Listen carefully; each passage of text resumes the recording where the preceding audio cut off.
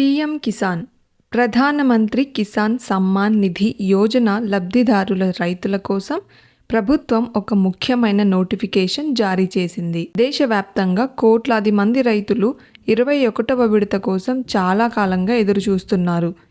ఈ పథకం కింద కేంద్ర ప్రభుత్వం అర్హత కలిగిన రైతులకు ఏటా 6,000 రూపాయలు ఆర్థిక సహాయం అందిస్తుంది. ఈ విడత రైతుల బ్యాంకు ఖాతాకు 3 సమాన వాయిదాలలో అంటే ప్రతి విడత 2,000 చొప్పున జమ చేస్తుంది. గత రికార్డులను పరిశీలిస్తే కేంద్ర ప్రభుత్వం సాధారణంగా ఆగస్టు నుంచి నవంబర్ మధ్య పీఎం కిసాన్ వాయిదాలను విడుదల చేస్తోంది. 2024లో 18వ విడత అక్టోబర్ 5న వచ్చింది. 2023లో నవంబర్ 15న విడత విడుదలైంది. 2022లో వాయిదా అక్టోబర్ 17న విడుదలైంది. ఈ ఏడాదిలో దీపావళి అక్టోబర్ 20న ఉంది. ఈ రికార్డులను పరిశీలిస్తే దీపావళికి ముందు రైతులకు 2,000 విడుదల అయ్యే అవకాశం ఉంది. మరో విషయం ఏంటంటే బీహార్ అసెంబ్లీ ఎన్నికల నేపథ్యంలో ఎన్నికల కమిషన్ సెప్టెంబర్ చివరి నాటికి తేదీలను ప్రకటించవచ్చు. ప్రవర్తన నియమావళి ప్రారంభమైన తర్వాత ప్రభుత్వం కొత్త ప్రకటనలు చేయదు, నిధులు విడుదల చేయదు. అందుకే అంతకన్నా ముందుగానే అక్టోబర్లోనే 21వ విడత విడుదల చేసే అవకాశం కనిపిస్తోంది. 21వ విడత డబ్బులు 2,000 పడకముందే లబ్ధిదారులు రైతులు కొన్ని ముఖ్యమైన పనులను సాధ్యమైనంత తొందరగా పూర్తి చేయాలి. అవసరమైన పని పూర్తి కాకపోతే 21వ విడత డబ్బులు పొందలేరు.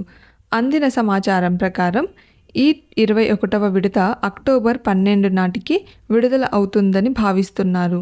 అంటే కేంద్ర ప్రభుత్వం దీపావళికి ముందు పీఎం కిసాన్ డబ్బులు విడుదల చేయాలని యోచిస్తోంది. అయితే పీఎం కిసాన్ రాబోయే విడత ఎప్పుడు విడుదల అవుతుంది అనేది అధికారికంగా వెల్లడించలేదు. వీటికన్నా ముందు రైతులు చేయవలసిన పనేంటంటే మీరు కిసాన్ సమ్మాన్ నిధి యోజన తర్వాత విడత కోసం చూస్తుంటే ముందుగా ఈకేవైసీ చేయాలి. దాంతోపాటు రైతులు తమ ఆధార్ను బ్యాంకు ఖాతాకు లింక్ చేసుకోవాలి. ఈ పనులు పూర్తయిన తర్వాత మాత్రమే వాయిదా పొందే అవకాశం ఉంటుంది. ఈ కేవైసీ పూర్తి కాకపోవడం వల్ల మీ వాయిదాలు నిలిచిపోతాయి. ఒకసారి ఈ కేవైసీ పూర్తి చేశాక కూడా అన్ని విడతలు ఒకేసారి విడుదలవుతాయి. మీరు జనసేన కేంద్రానికి వెళ్ళి ఈ పనిని పూర్తి చేసుకోవచ్చు. ఈ కేవైసీ ఎలా పూర్తి చేయాలో ఇప్పుడు చూద్దాం. రైతులు ముందుగా మొబైల్ లేదా కంప్యూటర్లో పీఎం కిసాన్ అధికారిక వెబ్సైట్కి వెళ్ళాలి. హోమ్ పేజ్లో ఫార్మర్స్ కార్నర్ సెక్షన్కు వెళ్ళండి. ఫార్మర్స్ కార్నర్లో మీరు ఈకేవైసీ ఆప్షన్ ఎంచుకోవాలి.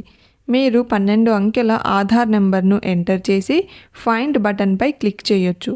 మీ ఆధార్కు లింక్ చేసిన మొబైల్ నెంబర్ను ఎంటర్ చేయాలి. ఆ తర్వాత మీరు గెట్ ఓటీపీపై క్లిక్ చేయాలి.